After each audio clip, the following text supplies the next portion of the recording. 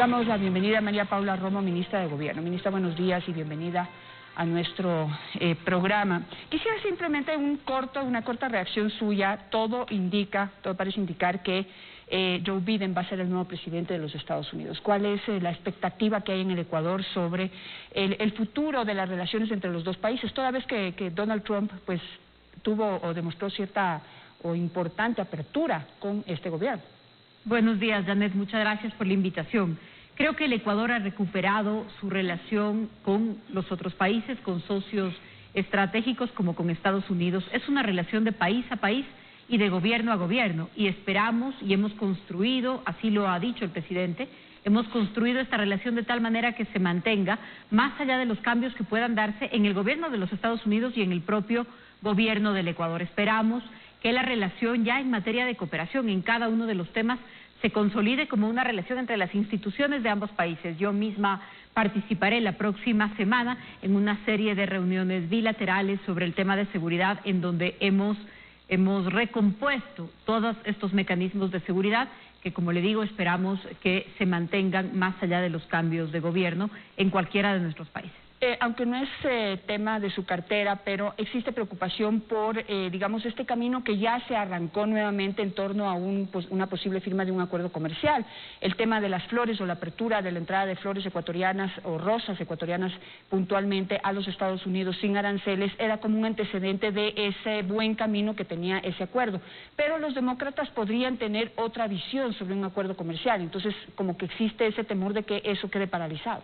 Podría suceder lo mismo en el Ecuador, podría suceder que el próximo gobierno tenga una mirada diferente. Esperamos, porque así se han hecho las conversaciones, que los temas que son del interés del país no se modifiquen dependiendo de cada gobierno. Los temas que se han impulsado en este periodo, los temas que ha impulsado el presidente Moreno y las carteras que están en estos aspectos, pues son temas que van más allá de la agenda de un gobierno y creemos que son temas de país.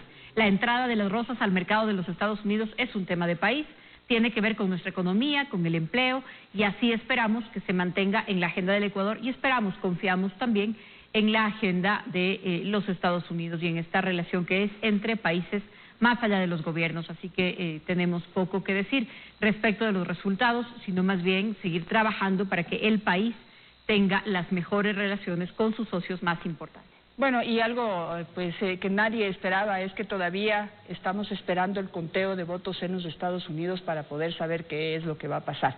Bueno, cada día como que se latiniza en la política norteamericana, pero eso será un tema de discusión de la próxima semana en este programa. Vamos con el tema del juicio político.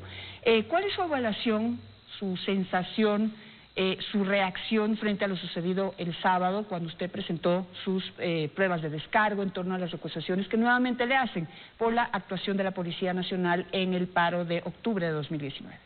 El juicio político, la solicitud de juicio político que fue tratada por la Comisión de Fiscalización el día sábado en la mitad del feriado, se relaciona con dos temas principales. El primero, el uso de bombas lacrimógenas caducadas en las protestas de octubre. Algunas de las bombas lacrimógenas del material disuasivo que se usó en octubre del año pasado eran bombas lacrimógenas que estaban fuera de su vida útil, lo que significa que tienen menos efectividad. Y la otra gran acusación es en qué momento se convocó al Comité de Protección de Periodistas. Yo lo dije el día sábado, lo vuelvo a repetir, insistiré en esto: defiendo y respaldo la actuación de la policía en octubre del año pasado. Me parece que lo apropiado era tratarlo como un asunto de orden público. Prefiero 1000 veces que la policía haya usado bombas lacrimógenas a que haya usado balas. Prefiero 1000 veces que la policía haya usado bombas lacrimógenas a que haya permanecido indiferente mientras literalmente habían hordas prendiendo el país. No todo el mundo fue una protesta compleja, no todos buscaban lo mismo, no todos actuaron de la misma manera, pero ese fue un factor que la policía tuvo que enfrentar y yo como ministra de Gobierno también lo he defendido y lo he respaldado. El Comité de Protección de Periodistas, el argumento era incumplimiento de funciones porque no lo convocó cuando tenía que convocarlo. Como yo lo dije el día sábado, si convocar el Comité de Protección de Periodistas no está entre mis funciones. Yo no presido el Comité de Protección de Periodistas. ¿Quién lo preside? La SECOM lo preside, es un organismo recién creado, la Secretaría de Comunicación preside ese comité, el Ministerio de Gobierno es vicepresidente de ese comité como institución.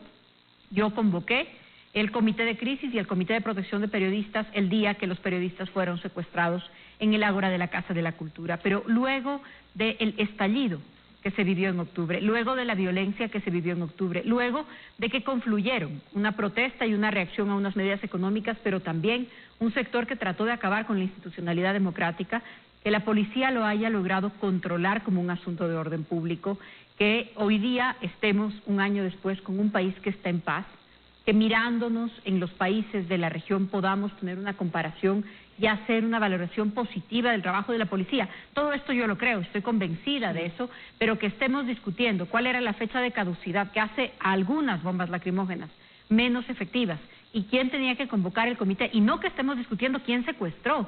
Yo creo que solamente es parte de un pretexto político en la Asamblea Nacional de sectores que quieren que esté fuera del gobierno. Ahora, lo que yo entendería que se está cuestionando es que la Policía Nacional precisamente tenga que, digamos, intervenir en un evento como el ocurrido en octubre del 2019, cuando aparecen, sobre todo cuando aparecen grupos que no tenían el mismo interés que los grupos sociales, que tal vez algunos sectores grupos del sector indígena, en donde participan de manera violenta con activación de armas tipo casero, pero también letales, que la policía haya tenido que actuar con bombas lacrimógenas que están caducadas, es decir, que no le permiten, garantizar su actuación o su seguridad. ¿Es hacia ahí el cuestionamiento o cuál es el cuestionamiento que le han planteado? Todavía no hay un acuerdo entre los interpelantes. Para algunos interpelantes la pregunta es ¿por qué caducadas y por qué no con vida útil? Por cierto, es una cantidad mínima la que fue de caducadas, no tengo claro en este momento el número, pero tampoco es que es el gran tema de las protestas de octubre. Lo han convertido en el tema de discusión en lugar de estar discutiendo cuál es la fuerza que debe o no usar el Estado, que tiene la legitimidad para el monopolio del uso de la fuerza en el marco de la ley. Pero no es esta la discusión, lamentablemente no es esta la discusión. Y no se ponen de acuerdo si es que la pregunta es, ¿la policía actuó con muy poca fuerza o con mucha fuerza? Yo creo que la policía actuó de manera equilibrada. Yo creo que responder a esto diciendo que la policía debió haber actuado con menos fuerza es increíble, es imposible. Es decir, frente al desborde, llegamos a tener 250 incidentes violentos simultáneos que requerían el auxilio de la policía. Frente a eso, pretender que la policía esté imposibilitada de usar material disuasivo, la pregunta es, ¿qué tiene que hacer entonces la policía? ¿Quedarse en su casa? ¿Tiene que dejar desprotegido a millones de ciudadanos en el país? No lo puede hacer. Y para quienes creen que esto fue muy poca fuerza, que la policía hubiera salido a estas protestas, a estas manifestaciones, a estos actos violentos con sus armas de dotación, es decir, con pistolas, con balas, lo que nos habría llevado es a una espiral de violencia con resultados muy graves. Ya tuvimos resultados graves. Octubre fue un episodio doloroso para el país en términos humanos, en términos de cohesión social, en términos materiales, pero quienes querían o esperaban una mayor escalada de la violencia tampoco es algo con lo que estamos de acuerdo. Yo defiendo una actuación prudente, equilibrada de la policía, pero insisto, más allá de eso creo que se tratan de pretextos, de temas superficiales, pero que en realidad lo que esconden es los intereses de quienes me quieren fuera del gobierno, en el que es mi cuarto juicio político y mi comparecencia número 40 a la Asamblea Nacional. Ahora, dentro de los testimonios que se presentaron durante estos alegatos del juicio político en su contra, también se presentaron familiares de las víctimas, es decir, personas que perdieron ojos o que perdieron la vida también, o que resultaron heridos de alguna manera con las armas o consecuencia de la actuación de la policía dentro de este caos que se produjo. ¿Cuál es la posición del gobierno frente a esas víctimas que, digamos, aunque la policía haya actuado de manera equilibrada, como usted lo argumenta, de todas maneras esa actuación trajo consecuencias en personas que no estaban armadas de la misma manera? Bueno, el contexto de violencia produce unas consecuencias, no es necesariamente la policía, es decir, la policía no hizo ninguna incursión en donde las personas estaban opinando sobre el gobierno, la policía no fue a sacar a nadie de su casa, la policía no fue a allanar para detenerle a alguien en un lugar de reunión política, la policía sacó personas y las detuvo cuando se tomaban un pozo petrolero, la policía respondió con material disuasivo cuando le disparaban a la policía con explosivos utilizados en forma de proyectiles. La policía utilizó material disuasivo cuando hacían estallar un tanque de gas en el arbolito. La policía utilizó material disuasivo cuando le prendían fuego a la Contraloría General del Estado. Entonces, por supuesto que cada vida humana es algo de lamentar. Por supuesto que cada daño, que cada lesión, ojalá la pudiéramos haber evitado. Los policías también la sufrieron. También de los 1.500 aproximadamente heridos de esos días, 1.500 atenciones médicas de esos días, 500 fueron para policías. Es decir, no fue la policía actuando de manera desproporcionada sobre un grupo humano. Fue un enfrentamiento lamentable, pero un enfrentamiento en donde los policías asumieron algunos riesgos propios de su trabajo y quienes se pusieron en primera fila a atacar incluso un lugar, un rastrillo militar en el ataque a la Balbina. Lo que hicieron también fue exponerse lamentablemente. Y todo esto, ¿cuál es la posición del gobierno? Lo lamentamos desde el punto de vista humano. Estamos pendientes de las decisiones de la justicia para cumplirla, como lo hemos hecho con todo. No todos estos casos son consecuencia de la actuación de la policía. Hay accidentes de tránsito, hay caídas. En la lista de la Defensoría del Pueblo, que tuvo un comportamiento muy poco serio, dejémoslo así para ser cuidadosos con las instituciones, muy poco serio, se incluyó el nombre de una persona que justamente en esos días recibió unos impactos de perdigones de uno de sus vecinos. En un caso que el vecino fue detenido, dijo que fue defensa propia, están procesados, es decir, ni geográficamente tenía nada que ver con estos enfrentamientos y aún así se incluyó en la lista de lo que se pretende pintar como una responsabilidad solamente de un lado. No hay una responsabilidad solamente de un lado. Fueron días de caos y de violencia, de enfrentamiento, de grupos con preparación paramilitar, con escudos fabricados, con explosivos, que coordinaron algunos de los ataques. No todos, insisto, porque creo que fue complejo todo lo que sucedió, pero la policía tenía que responder a esa violencia y así lo hizo. Los grupos de indígenas, digamos, que salieron legítimamente a protestar por, digamos, por su preocupación por lo que pueda suceder con la economía del pueblo ecuatoriano al eliminar los subsidios a los combustibles, ¿qué dicen o cómo se interpreta, cómo interpretan sus líderes la participación de grupos violentos que usaron y que se visibilizó que usaron armas caseras, letales, etcétera? Es decir, evidentemente hubo un aprovechamiento de ciertos grupos que no tenían los mismos intereses dentro de esta protesta y pues las consecuencias las vimos, el incendio a la Contraloría, la invasión de haciendas, o sea, hubo una mezcla. ¿Cómo se lo interpreta? ¿Cómo lo interpreta la Asamblea Nacional? ¿Cómo aborda este desborde? De lo que yo he podido ver en los últimos días, al menos la Comisión de Fiscalización tiene una sola mirada. Veamos qué pasa. La comisión está convocada esta mañana para votar un informe, que es como corresponde en el procedimiento, pero me parece que el riesgo es que la Comisión de Fiscalización tenga una sola mirada sobre lo que pasó y no el panorama completo. La semana pasada recibieron a los líderes de una parte de estas manifestaciones, o al menos a sus líderes visibles, al señor Vargas, al señor Issa.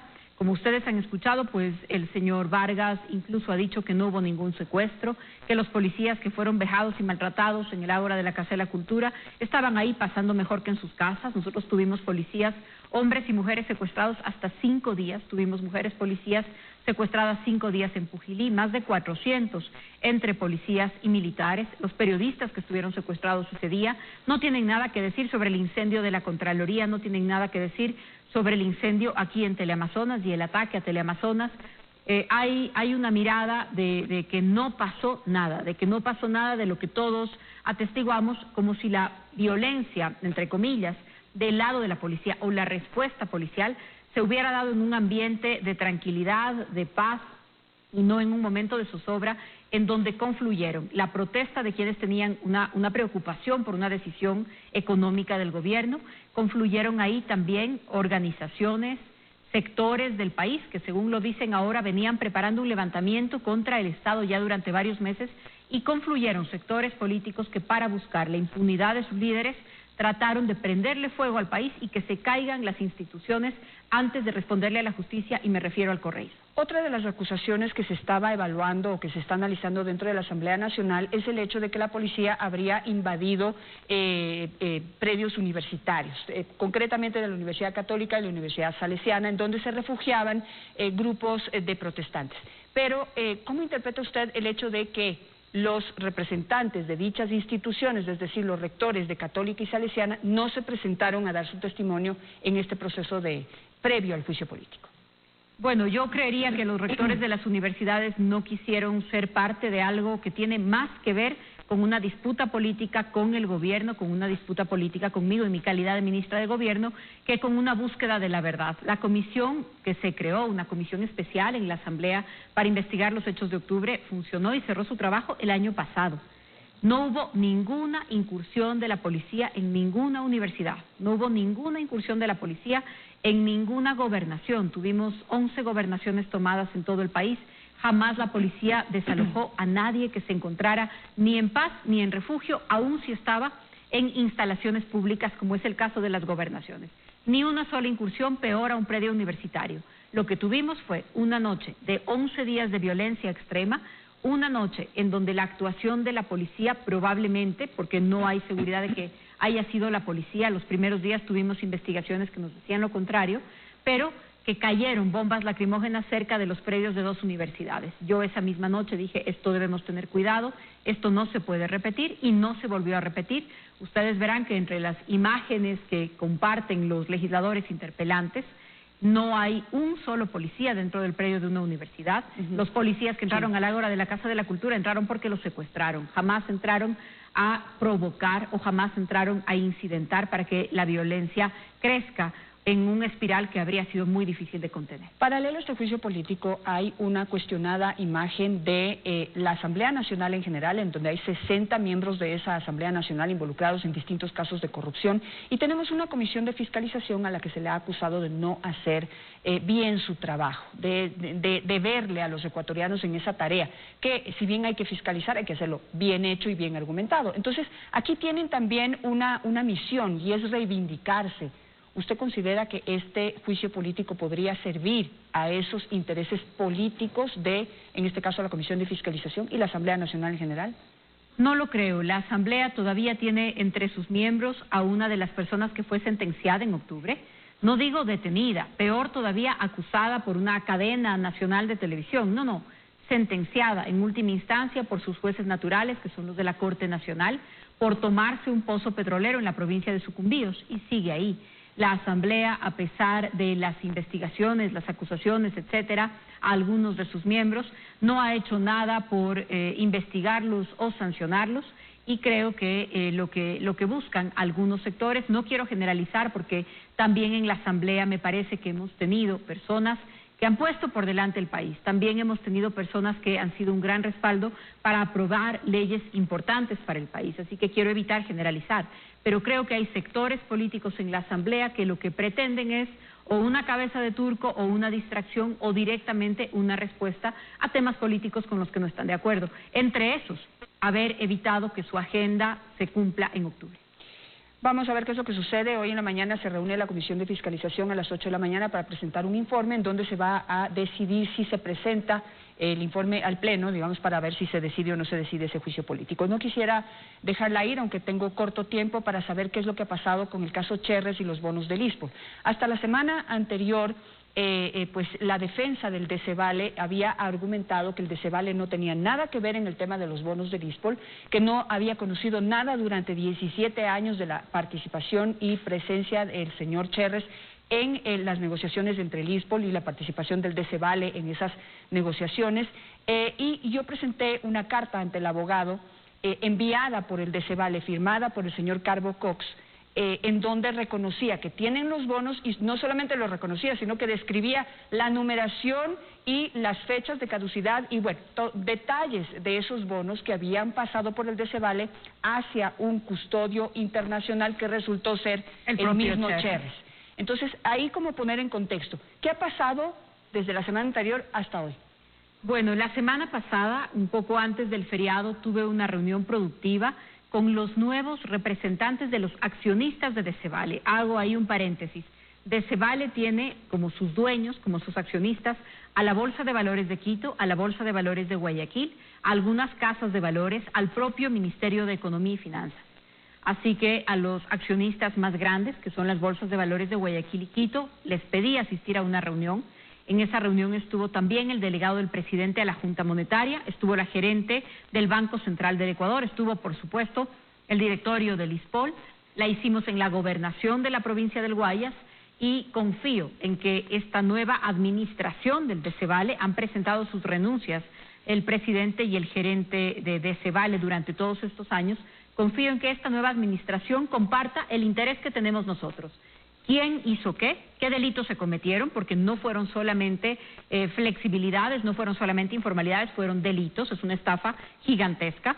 Confío en que los accionistas de las bolsas de valores de Quito y Guayaquil y la nueva dirección del Desevale tenga el mismo objetivo que nosotros: identificar qué pasó, quiénes son los responsables, recuperar el dinero del ISPOL, y creo que eso es el camino, ese es el camino que tenemos que seguir. Nosotros avanzamos con nuestras investigaciones, avanzamos con los procesos judiciales, espero que en lo penal, en lo civil, y más allá de eso, el mercado de valores del Ecuador va a tener que tomar importantes correctivos. Sobre este argumento del Desevale, permítame ponerle el mismo ejemplo que les puse a los presidentes de las bolsas de valores. Decir que ha sido un funcionario de Desevale, para poner un equivalente, es como si yo voy al banco, toda mi vida voy al banco, el ISPOL probablemente uno de los mejores clientes de Desevale, por la cantidad de sus inversiones, como si yo voy toda la vida al banco y luego cuando quiero mis recursos, cuando quiero mi cuenta, cuando quiero mi dinero para jubilarme, el banco me dice, ¿sabe qué, señora? El banco no ha recibido su dinero, sino que el cajero que estaba sentado aquí, que tenía la escarapela del banco, que atendía en la ventanilla, ha sido el que se ha estado guardando su dinero en el bolsillo. Esa no es una respuesta que nos puede dar una institución que tiene deberes legales con quienes invertían a través de ellos o pasando por ellos en el mercado bursátil del país. Así que para nosotros esa no es una respuesta aceptable. El artículo 70 de la Ley de Mercado de Valores les hace plenamente responsables por todas las transacciones que hayan pasado por ahí, y pasaron. El dinero del ISPOL pasó por ahí, el dinero del ISPOL pasó por las cuentas de Desevale, fue entregado al Desevale, del Desevale se le entregó a Cherres, de Cherres de regreso al ISPOL, así que confío en que la nueva administración va a tomar los correctivos necesarios para que Desevale cumpla el papel que debe cumplir, porque en lo que se ha demostrado ha hecho cosas que son completamente al margen de la ley y que bien darían ocasión a su liquidación. Pruebas en contra del Desevale, esta carta firmada por el señor Calvo Cox. El señor Calvo Cox renunció luego de ser presentada públicamente esa carta ante su propio abogado. Están las cuentas de orden de una auditoría externa realizada y digamos que por ley tiene que ser el propio Desevale, en donde se cuentan los bonos del ISPOL y el dinero que pasa por el Desevale hacia su custodio internacional, que ha sido el mismo Cherres. Pero la pregunta aquí es, el señor Cherres dijo que si le enviaban una carta, ese mismo día devolvía los bonos. ¿Qué ha pasado? El ISPOL hará todas las gestiones y si el señor Cherres tiene en sus manos los bonos, ya sería parte de darnos la razón a nosotros, porque dijo que era asesor, que no los tenía, que no estaban a su nombre.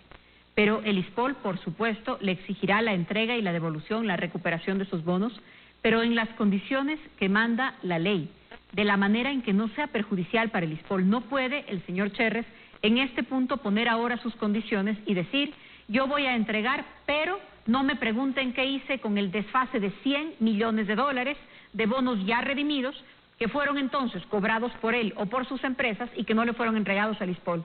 No podemos mandar una carta en donde le decimos que nos vamos a olvidar de 100 millones de dólares. No nos vamos a olvidar, no vamos a dejar de hacer las gestiones de cobro y no vamos a dejar de identificar los poderes políticos y económicos que están detrás de esta gran estafa a la policía. Veamos qué es lo que sucede entonces. Muchísimas gracias, ministra, por estar esta mañana con nosotros. A usted, muchas gracias. Buen día. Vamos a hacer un corte comercial y al regreso estará con nosotros Javier Solórzano, viceministro de Salud, para hacer una actualización de la situación del COVID-19 en el país, y también le voy a preguntar sobre la situación en general de la salud en nuestro país. Ya volvemos.